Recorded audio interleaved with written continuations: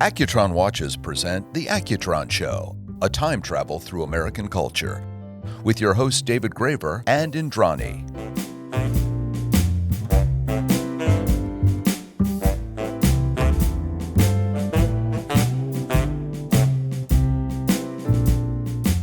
Visit AccutronWatch.com and discover the brand that has made American history with an all-new proprietary next-generation electrostatic energy movement.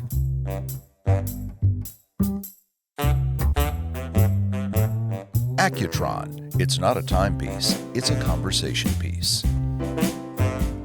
So we went to the studio one morning called Baggies, 8 o'clock in the morning.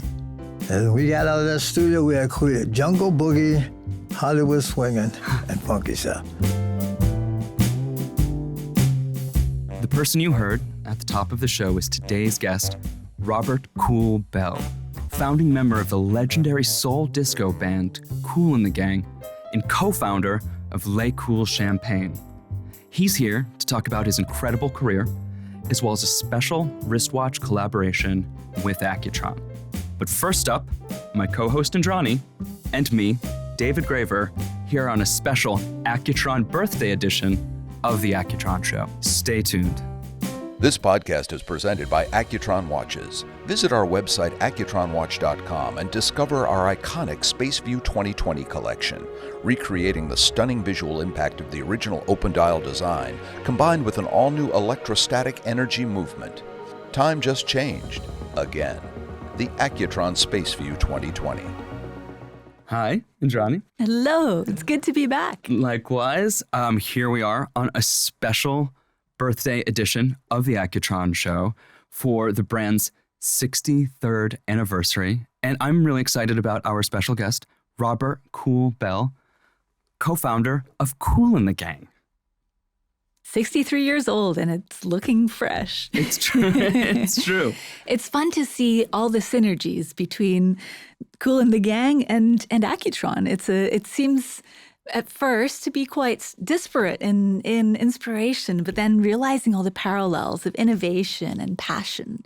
I think it's going to be an exciting episode. Likewise. I definitely am excited to learn more about the new collaboration, the collaborative product that is coming out, the First Lady, which corresponds with Robert's Champagne, Le Kool, and their release, The First Lady, and of course, Ladies' Night, one of the most iconic songs of all time. Okay, do you have a favorite song? Do you have a song that gets stuck in your head that just will never let you go?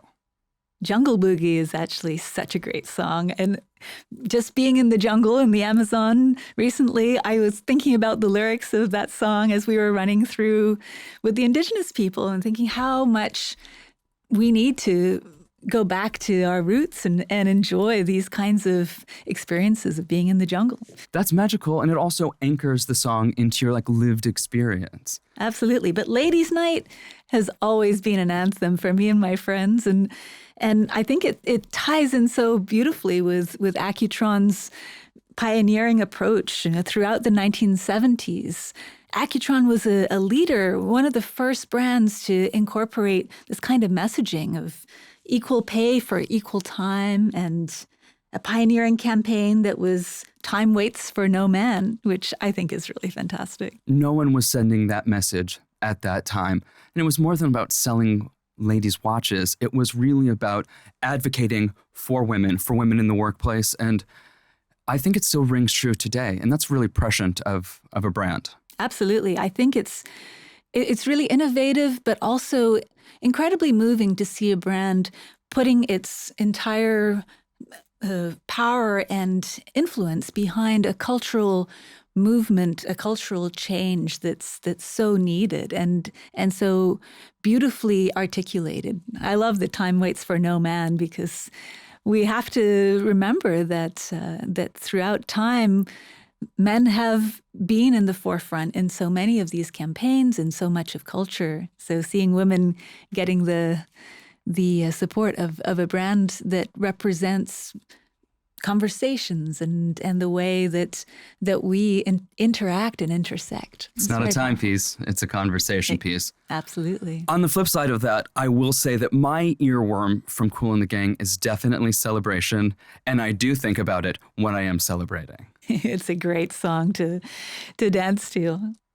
Is there anything that you hope to learn from Robert, maybe about his career or Kool and the Gang? I'm really excited to see the Le Cool Champagne and Accutron collaboration with the Legacy Collection. I definitely think the Legacy Collection is one of my favorites, and we've had the opportunity to see two of those watches here today, and I'm excited for everyone else to be able to get their hands on them. They're going to be sold on accutronwatch.com starting today. Happy birthday, Accutron. Happy birthday, Accutron. I'm very curious to know what it feels like to be sampled more than 1,000 times. They're one of the most sampled bands in history. How do you feel about that? How does a creator feel about that? I think the idea of appropriation or inspiration, which is it, or maybe it's both. But there's so much of culture that comes back to these original melodies that then get replicated and boost a whole new generation of artists. One more question for you. How do you listen to music? I love to listen to music when I'm getting ready, when I'm focusing on writing. Music really inspires me in so many ways. I almost feel like it's cheating in a way because you're hijacking someone else's creative process, but it's such a beautiful way to connect. Oh, well, thank you for sharing that with me and with our audience. We'll be back in a moment with Robert Kool Bell of Kool and the Gang. This podcast is presented by Accutron Watches. Visit our website, accutronwatch.com, and discover our Accutron DNA collection. Reimagined for a new generation, the Accutron DNA combines breakthrough technology, precise engineering, and modern aesthetics to achieve a new level of technical excellence. The Accutron DNA, the new face of time for those who blaze new trails. And here we are with Robert Kool Bell for a very special birthday edition of the Accutron Show. Robert, I definitely want to begin with, what was the first song you fell in love with? Well, I have to be by The Temptations, Since I Lost My Baby, and Beauty Only Skin Deep. Matter of fact, they just opened up for us last week in New Orleans, The Temptations. When I was a youngster, I said, can I go, think I get a chance to see The Temptations at the Apollo Theater? That was one of the first. So such an amazing repertoire of music that you've created. What's your favorite of what you've put into the world? I would say Ladies' Night. When J.T. Taylor joined the group and we signed a deal with Universal Records, my wife and I was hanging out in New York at Regime in the Studio 54. Now Rogers was also, but yeah, Studio 54. And I came back to the guys. I said, I got the perfect song for the first song with our new deal. And having a lead singer. And they said, what? I said, Ladies' Night. So my brother said, wow, this is one of those all over the world. I said, yeah. And that was our first record with J.T. Taylor. Frankie Crocker, if you know who he is, the rocker, he broke that record across the country. Oh, wow. So that was the first one, Ladies' Night. That's an amazing song. I love it. It's an anthem to female liberation. Oh, yes, it is. Was there a moment in your career that you knew you weren't just someone making music, you were someone who had changed a genre, that you changed the face of music moving forward? I would say that happened around 1973 and 1974. We had the Wild and Peaceful album. On the Wild and Peaceful album, we had Jungle Boogie, Hollywood Swingin', and Funky Stuff. Those are big records for us, So I said, well, hey, we might end up being something now. I said, Jungle Boogie was top 5, Hollywood Swingin', and Funky Stuff was number 1 R&B for about 6 weeks. And that's when it really started to kick in. Amazing. I just got back from the jungle myself, and I've always wondered about that song. Is it actually inspired by a jungle journey? It was inspired by a situation the record company came to us and said, you guys, you've been having territorial hits, Connecticut, Philadelphia. And it was this song by Mongo DeBongo, or Soul Makusa. Big record. And they came to us and said, listen, we got this producer, and we want you to work with him. We said, oh, yeah? We met the guy one time, and we weren't feeling it. So we went into the studio one morning, called Baggies, 8 o'clock in the morning, and we got out of that studio, we had cleared Jungle Boogie, Hollywood Swinging, and Funky Stuff. No more problem with the record company after that. Yeah. So, yeah, our back was against the wall, so we had to do something. That's often the best time, right? Oh, yeah. Did you sense that you were going to have a hit on your hand, that you were doing something really profound, or were you just in it to make music that you loved? I would say both. To make music that we love, and also the fact that starting young and growing up and seeing other successful groups, and, it drives us to stay in there. Because, the music business can be up and down. We had hills and valleys, too. But we never gave up, all the way up till today. What kept you going through the darker times? Well, the wanting to really be successful. At one time before JT joined the group, people would ask me, are you still working? Is the band still together? I said, yeah, we're still together. And it seems to be that every decade, we would make it through the decade. The 60s, the 70s, we had the big records in the 70s, the 80s, with from the Too Hots to the Jungle Boogies to Fresh and all the other songs we had in the 80s. JT left at the end of the 80s, and the next thing was, what you going to do now? So, we decided to tour around the world. We went to other markets that normally we wouldn't go. We would normally do England, France, and Germany. Then we started working into Spain, Italy, Yugoslavia, Romania, Sofia, around the world, all through Africa, all through the Middle East. We had played, Abu Dhabi, we played Muscat, Oman. Now, back in those days, it was almost like being in the South. If you go to those places now, skyscrapers, a lot of money moving around. So that's what we did. That's what kept us going. Did you ever walk into a room and think, oh my goodness, they're playing my song? Did you hear it somewhere and you were just surprised that it was on right then? Well, that was the very first record we did. It was Kool The Gang, by Kool The Gang. And when we heard it on the radio, I said, oh man, that's us. They're playing our record. That's awesome. Because of the type of record that was, they thought we were a Spanish band. Because there was no singing, it was all horns and bongos and congas and little sayings like, hey, Kool, I saw your lady last night. That kind of a thing. That record, went top 40. Yeah, top 40. There was a struggle after that, trying to get back up until we did the Wild and Peaceful album. Being such innovators, really changing the way we appreciate music, I think. How did that affect you? I mean, did you feel a constant pressure to keep innovating? Yeah, we do, but we enjoy doing it. Because, like I said, there's different time periods where they thought it was, was over for us, and each decade was able to come up with it.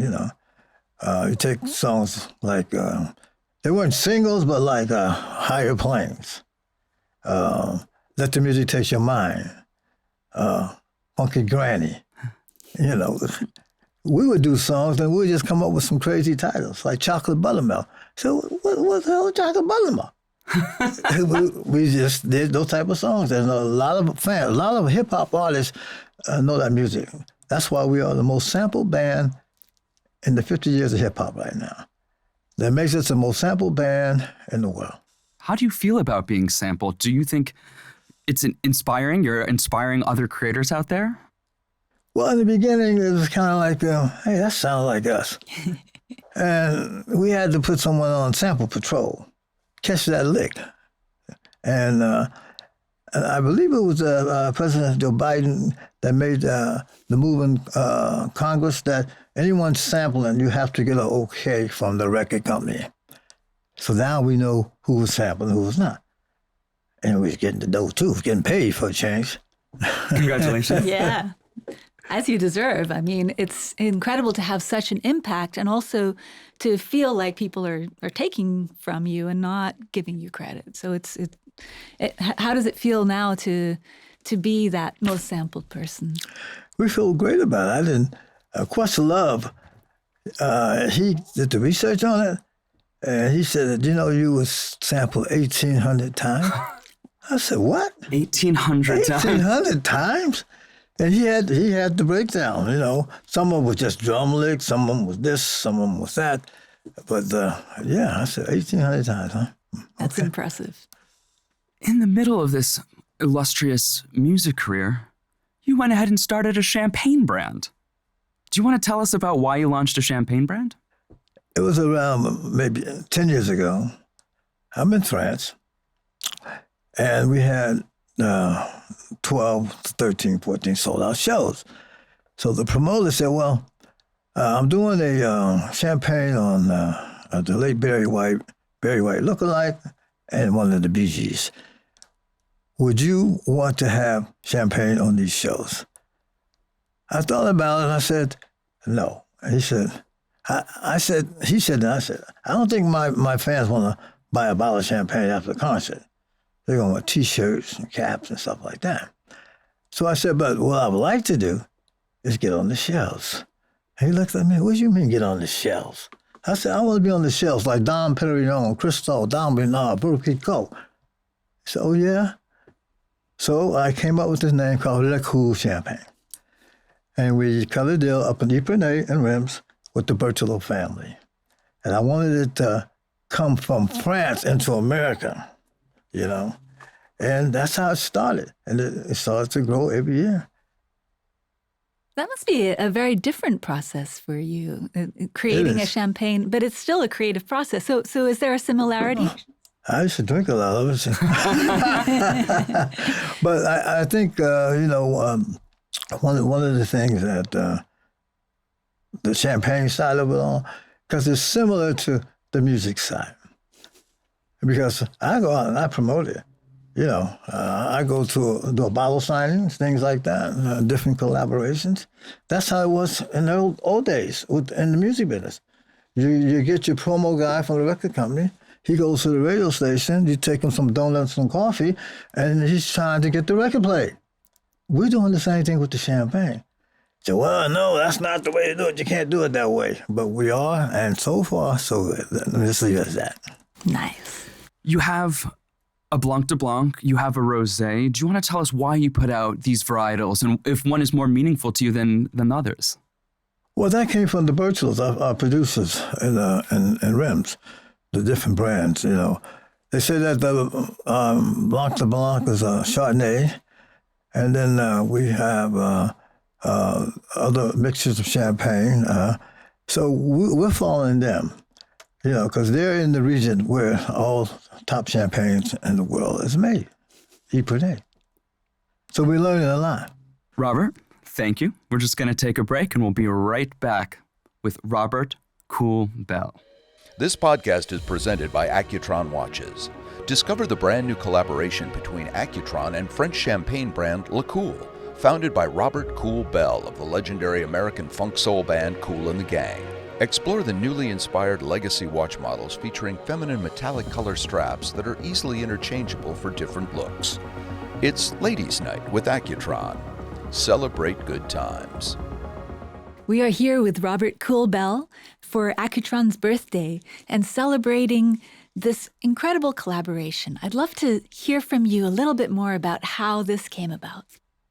Well, I'm feeling very good about it. You know, when I was first introduced to Accutron, I was at Nile Rodgers' birthday party.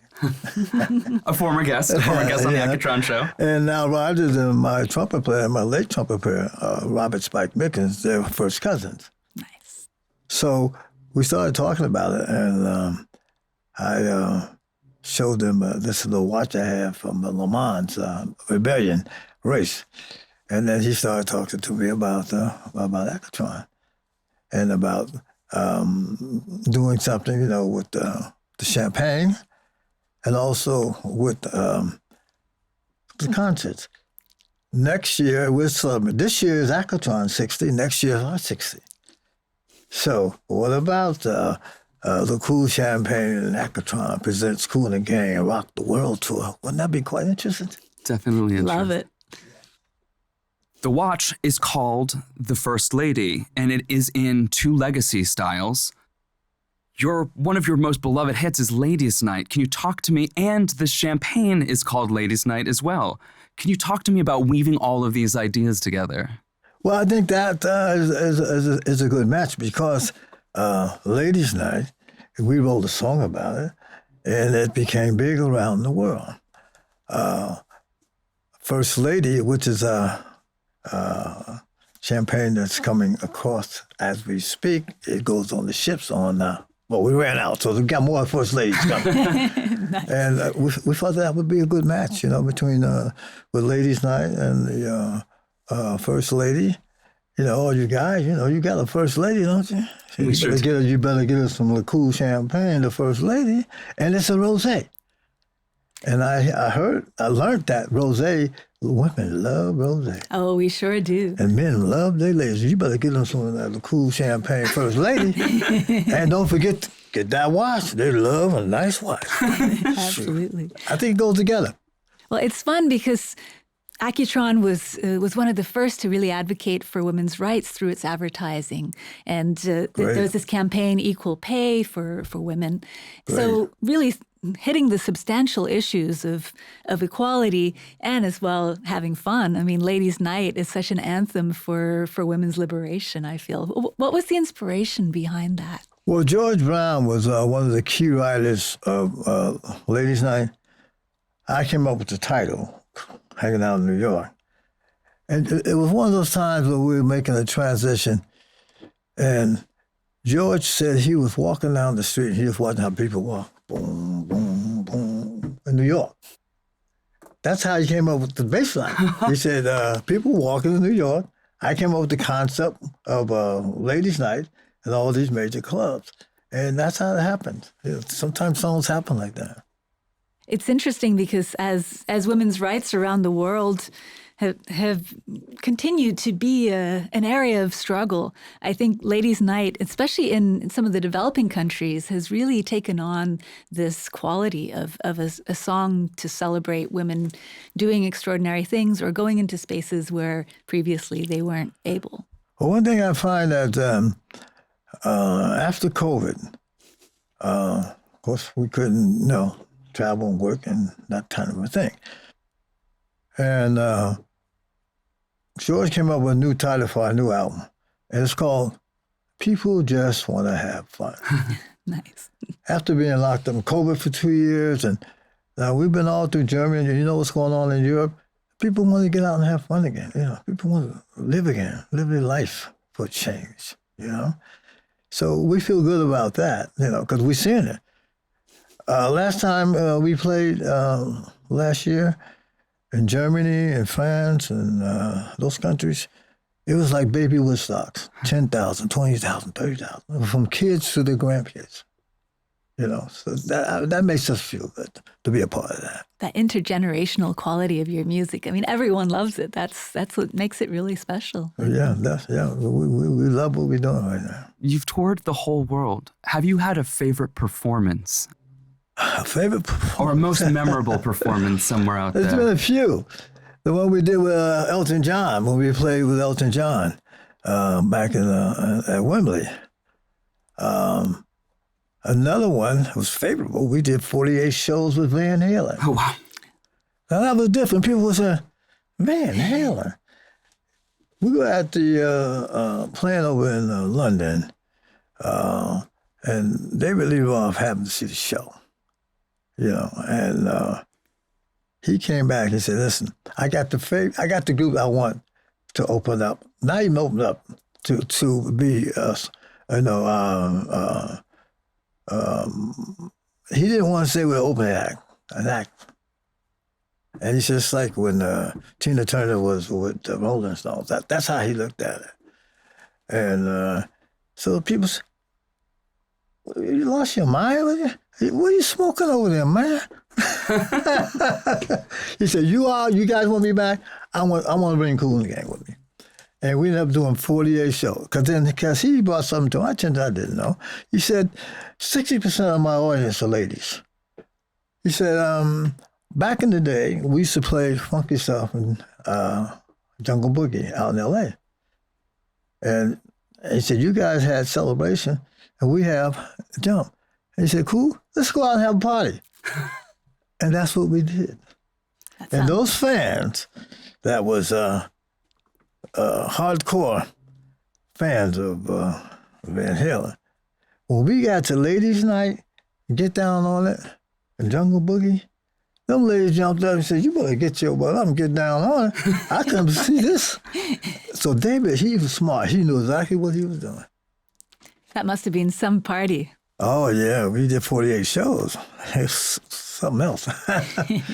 Then Kid Rock saw us. We ended up doing 10 shows with Kid Rock. Oh, wow. Dave Matthews Band. Rod Stewart. It just grew. Because when you think about people, oh, Kool The Gang, dance band. No, that's not what we're about. We're not just a dance band. What keeps you inspired? How do you keep coming up with songs that move people? It's the people that make us, the people that we see around the world. That is keep us excited to try to do it again.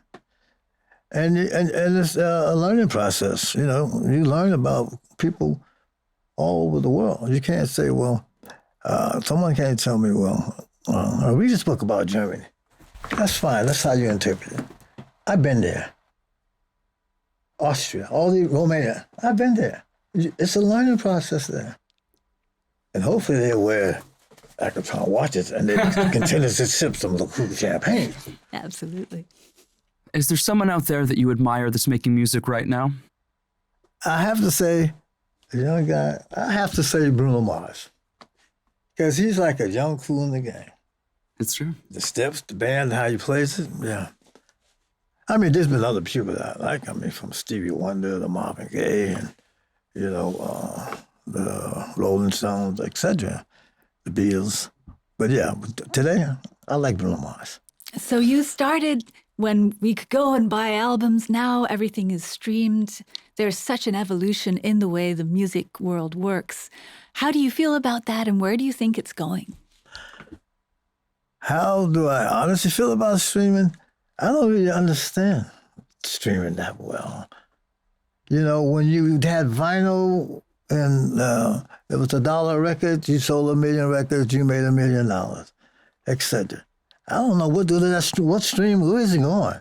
It says streaming. I'm old school.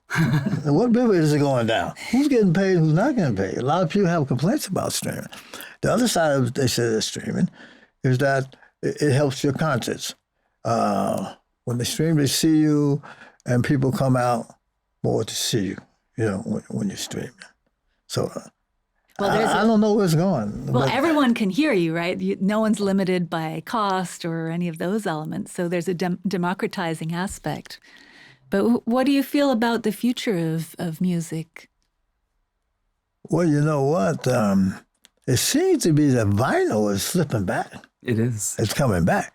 Because the younger kids, they don't know that about vinyl. I said, what's that big cardboard-looking thing you got? You can open it up and read it. Those were the good old days. When you got an album vinyl, you saw the whole story, you got nice painting, pictures in it. So vinyl is slowly coming back. Yeah. You've had so many songs that have weathered the test of time that are still hits right now. Do you think there's a recipe for timelessness? Well, it's goes around and around. Like you said, music can be timeless. It's all the time period that you come in and it comes back again and again and again. You know, like what time is it? Well, it's time for vinyl again. What time is it? Time for people to have fun. What time is it? it's time to have Accutron watch. Great. I have one more for you, actually. Some people can be very particular when they own wine or champagne brands about how people drink it, whether it's neat, or do you drop an ice cube in it? The French call that a piscine. Or do you chill it, or do you drink at room temperature? Do you have a preference as to how people drink Le Kool? I like it chill. You like it chilled? Yeah, I like it chill. I like nice. Other words, like if it gets too hot, have you a nice cool glass of cool champagne. I love that. Thank you very much. Fantastic. Thank you for being with us, Okay, Robert, thank you. on another episode of the Accutron Show. Thank you. Thanks for having me. Thank you for listening to The Accutron Show. To listen to all of our shows, visit AccutronWatch.com. Remember to check out our special edition Accutron products in collaboration with La Paulina Cigars, Estabrook Pens, Aceline Publishing, and Stave Puzzles. To learn more about the world of Accutron, follow us on Instagram at Accutron Watch. From New York City, until next time, Accutron time. This is Bill McCuddy.